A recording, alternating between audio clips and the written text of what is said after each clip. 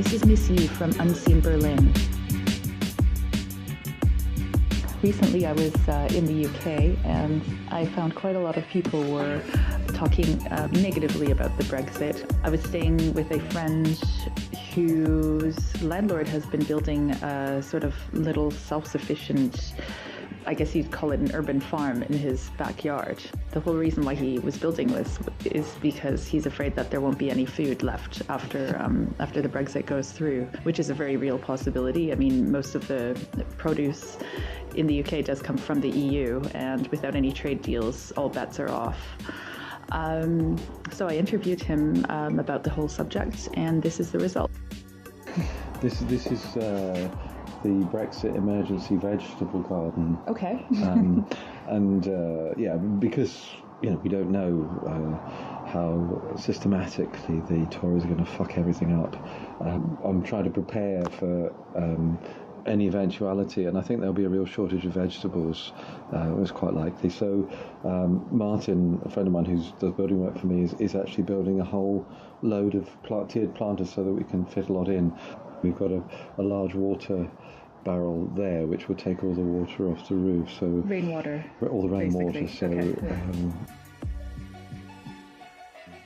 So the idea is to be more self-sufficient. I have solar panels already.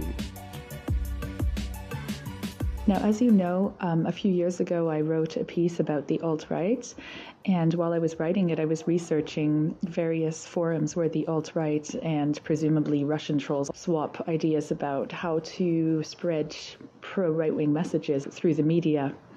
What I found was that on many of the alt-right websites, they were talking about the Brexit and how important it is for them to push the Brexit through. Now, as you know, the alt-right commands a fairly huge troll presence, but in the intervening years, it's been shown that they're well connected to people like Steve Bannon and Trump, who also wants the Brexit. There are connections between Bannon and Trump and the Leave campaign in the UK. The Leave campaign has been heavily supported by the British tabloids, which are mostly owned by Rupert Murdoch, who is right-wing and anti-Euro. It was interesting to hear Malcolm's perspective of this. The whole Brexit thing, I mean, the majority of people now probably don't agree with Brexit, but the corruption of an outdated and outmoded parliamentary system means that it's being pushed through because we have the most corrupt media in Europe, and quite a lot of that media is owned by people who are promoting Brexit even though they live abroad and are tax exiles abroad. Kind of very worrying because I kind of believe in freedom of the press, but in England, freedom of the press means people with lots of money controlling all the sources of information.